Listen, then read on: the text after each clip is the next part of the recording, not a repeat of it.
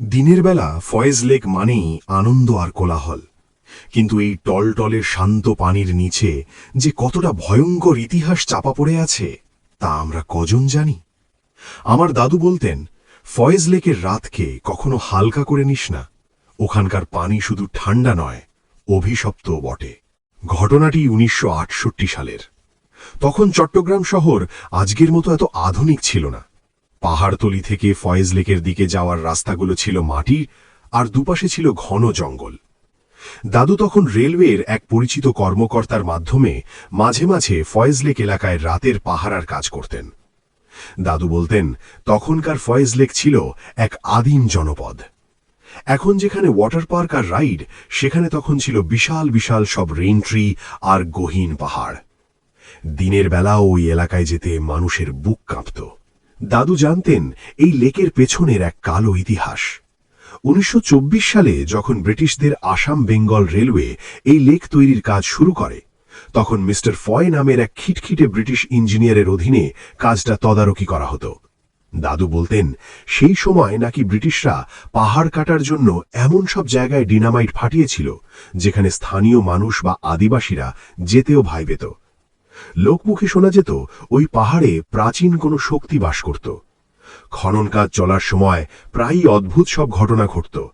Dynamite ফাটানোর সময় কোনো কারণ ছাড়াই শ্রমিকরা মারা যেত, কেউ কেউ বনের ভেতর নিখোঁজ হয়ে যেত। কিন্তু ব্রিটিশরা ছিল নির্মম। কাজের গতি বাড়াতে তারা কোনো কিছুর পরোয়া করত না। তাদের কাছে শ্রমিকের প্রাণের চেয়ে পানির রিজার্ভার তৈরি করা ছিল বেশি জরুরি। ১৯৬৮ সালের এক ভ্যাপসা গরমের রাত।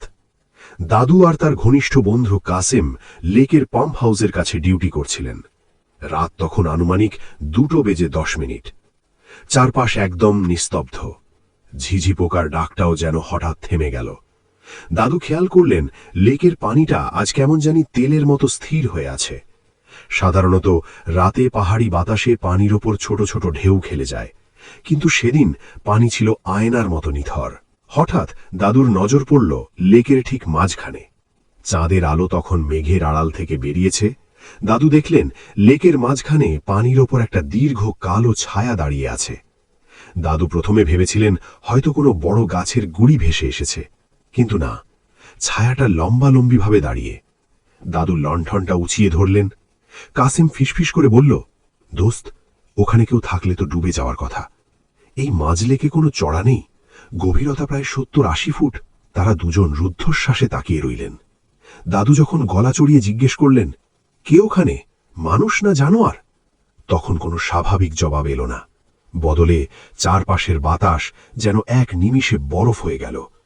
দাদু অনুভব করলেন তার কপালে ঠান্ডা ঘাম জমছে। ঠিক তখনই শুরু হলো সেই আদিম ভয়। পানির ওপর দিয়ে সেই ছায়াটা ধীরে ধীরে তীরের দিকে আসতে শুরু করল।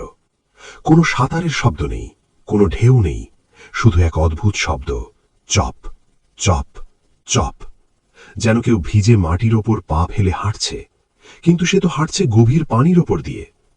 দাদু বলতেন, সেই ছায়াটা যত কাছে আসছিল ততই তার শরীরের রক্ত হিম হয়ে আসছিল। ওটা কোনো ছায়া নয়, ওটা একটা জীর্ণ শীর্ণ মানুষের অবয়ব।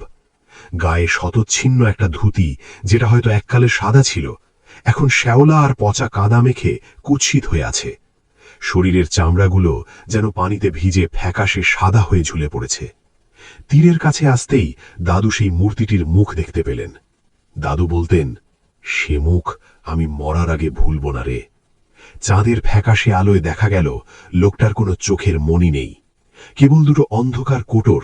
সেখান থেকে যেন অনন্তকালের হাহাকার বেরিয়ে আসছে।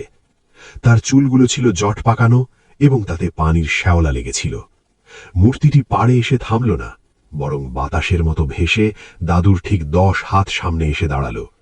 এক তীব্র পচা গন্ধ দাদুর নাকে এলো, যেন বহুদিন পুরনো কোনো লাশের গন্ধ। লোকটা খুব ভাঙা গলায় পানির গভীর তলা থেকে আসা শব্দের মতো করে বিড়বিড় করতে লাগল। তার ঠোঁট নড়ছিল না, শব্দটা যেন দাদুর মাথার ভেতর বাজছিল। সে বলল, পাহাড়টা তো আমাদের ছিল, আমরা তো এখানেই ঘুমোতাম। ওরা কেন আমাদের বুক চিরে ডিনামাইট মারল? কেন আমাদের বের হতে দিল না? দাদু আর কাসেম তখন ভয়ে নড়ার ক্ষমতা হারিয়ে ফেলেছেন। লোকটা আরো বলতে লাগল, 1924 সালের সেই শ্রাবণ মাস, যখন সেই বড় ধসটা নামল, সাহেবরা আমাদের উদ্ধারের চেষ্টা করেনি। আমরা যখন মাটির নিচে বাঁচার জন্য নখ দিয়ে মাটি খুঁড়ছিলাম, তখন সাহেবরা উপর থেকে আরও মাটি ফেলে আমাদের জীবন্ত সমাধি দিল। তারপর তার উপর জল ভরাট করে দিল। আমাদের আত্মাগুলো আজ ওই নিচে দম বন্ধ হয়ে ছটফট করছে। আমাদের মুক্তি কোথায়? লোকটা কথাগুলো বলতে বলতে নিজের হাতটা দাদুর দিকে বাড়িয়ে দিল। দাদু দেখলেন সেই হাতের আঙুলের ডগায় নখ নেই, আছে শুধু রক্তমাখা হাড়, যেন আজও সে মাটি খুঁড়ে বের হওয়ার চেষ্টা করছে। কাসেম তখন চিৎকার দিয়ে জ্ঞান হারিয়ে পড়ে গেল। দাদু আর 1 সেকেন্ড দাঁড়াতে পারলেন না। জীবনের মায়া ত্যাগ করে তিনি পাহাড়ের ঢাল বেয়ে দৌড়াতে শুরু করলেন। দাদু শেষবার যখন পেছনে তাকিয়েছিলেন, দেখেছিলেন সেই মূর্তিটি আবার লেকের দিকে ধীর পায়ে ফিরে যাচ্ছে এবং ধীরে ধীরে পানির নিচে তলিয়ে যাচ্ছে। যেখানে সে ডুবে গেল, সেখান থেকে বিশাল এক বুদবুদ উঠে এলো, যেন কেউ দীর্ঘ শ্বাস ফেলল। পরের দিন সকালে দাদু এই ঘটনার কথা কাউকে বলতে সাহস পাননি। সবাই তাকে পাগল ভাববে। কিন্তু সপ্তাহখানেক পর তিনি পাহাড়তলির এক অতি বৃদ্ধ আদিবাসী লোকের দেখা পান, যার বাবা ওই লেক তৈরির সময় সেখানে শ্রমিক হিসেবে কাজ করতেন। তার কাছ থেকে দাদু আসল সত্য জানতে পারেন। 1924 সালে লেক নির্মাণের সময় এক রাতে বিশাল পাহাড় ধসে পড়েছিল। সেই ধসের নিচে একই পরিবারের 7 জন শ্রমিক চাপা পড়েছিল। ব্রিটিশ ইঞ্জিনিয়ার মিস্টার ফয় তখন হিসাব করে দেখলেন, ওই বিশাল মাটি সরাতে গেলে লেকের কাজ আরও 6 মাস পিছিয়ে যাবে। তাই তিনি লাশের মায়া ত্যাগ করে নির্দেশ দিলেন, ওর ওপর দিয়ে জল ভরাট করে দাও। সেই হতভাগা শ্রমিকদের মৃতদেহ আর কোনোদিন আলো দেখতে পায়নি। তাদের অতৃপ্ত আত্মা আজও ফয়েজ লেকের গভীর অন্ধকারে বন্দী হয়ে আছে। দাদু বলতেন, মানুষ এখন ওখানে আনন্দ করতে যায়, কিন্তু তারা জানে না তাদের পায়ের নিচে কত শত মানুষের দীর্ঘ শ্বাস জমা হয়ে আছে। দাদু মারা যাওয়ার আগে আমাদের বলে গেছেন, যেন কখনো অমাবস্যার রাতে ফয়েজ লেকের পাড়ে একা না বসি, কারণ ওই শ্রমিকরা এখনো কাউকে খুঁজছে, যারা তাদের সেই অন্ধকার ইতিহাসের সাক্ষী হবে।